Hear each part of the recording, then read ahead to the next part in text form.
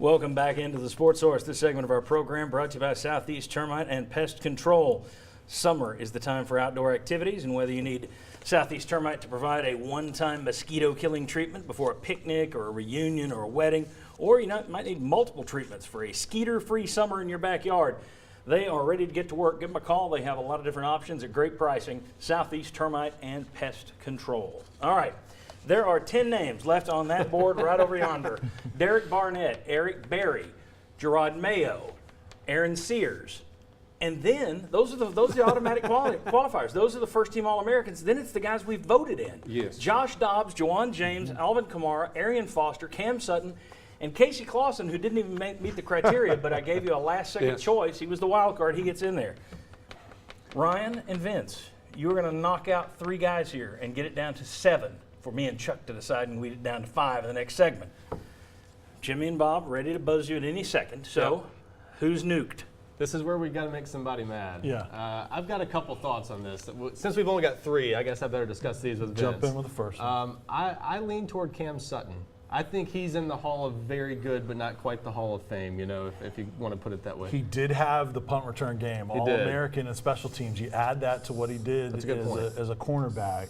But Chuck's already nuked him, so you can't argue your way out of it. It's done. Chuck made the call. Okay.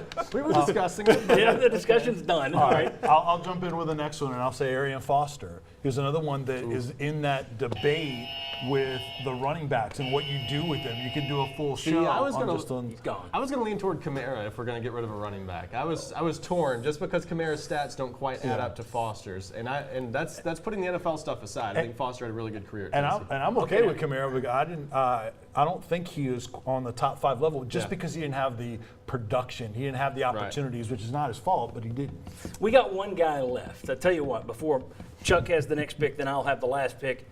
I'm going to let all 4 of you get into this one. You guys make your choice, and then we'll let you sound on it, and we'll see if you can debate them out of it. Okay, so I think the next one's either got to be a quarterback or an offensive lineman. I see 2 quarterbacks, 2 offensive linemen.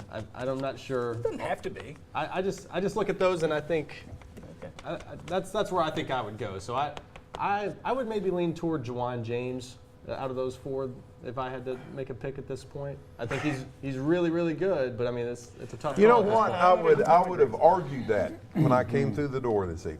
I would have argued that Juwan James ought to stay because I had Juwan James in my top 5. But I honestly do think that I got influenced a lot more with him when it came to the NFL than I let some of the other guys, because I totally discounted Alvin Kamara's rookie year. And it was a great rookie year last year with the Saints. But I said, no, didn't matter, didn't do it at Tennessee. Whereas I did let Juwan James and what he's done in the NFL. He's been a very good offensive lineman in the NFL. So I'll let that influence me. So I'll go, if that's who they want, I'll agree with it, even though we he was got in my 2 top who say 5. Juwan James. You got 3 who say. I would go there too, because here's the thing. If I'm going with an offensive lineman, Sears did more at Tennessee than James did. Really? I agree. Yes. First team All-SEC twice, and if not for the injury, I mean, the guy was on the All-NFL rookie team. He might have had a James-like career to influence might have had a better. And he had the NFL validation. He was a second-round pick as a guard. That's a pretty good sign. The NFL thinks you're really good as a guard. Hang on, Chuck. Calm down. All right. That's on Chuck. He's racing it. Here, now this is, I'll just say this. I have a greater appreciation for offensive linemen now than I did a few years ago. Okay. And so there's a part of me that wants to put James and Sears and anybody that could play the position on that line. Which is fine. Okay. So, but that's one reason I would be leaning toward keeping James. I thought he was a heck of a player at Tennessee anyway. Who would you take out then Kamara. instead? Kamara would be out. Vince, where would you go? I think it's very close. Here's the thing with James, though, was he wasn't discussed as much at Tennessee, wasn't appreciated. Does that mean he wasn't the better offensive lineman than Tiny Richardson? Yeah. I think you could debate that. I'm going to get. Do you go James or do you go someone else? I'm fine with James. No, where do you But go? I tell you what, I'll go with Alvin Kamara over Juwan James. Now you've turned the whole thing around so it's James gone. That's what I wanted to do anyway, Simple. John. All Vince has to do is answer a simple, what would you do? It's, well, I'm okay with this or that. Come on, Vince. Ditto. Very good. Dittos. All right, so we're down to Derek Barnett, Eric Berry, Gerard Mayo, Aaron Sears, Josh Dobbs, Alvin Kamara, Casey Clausen. Man. 7 people left in the Ring of Honor. Chuck, when we come back, you're going to get that down to 6.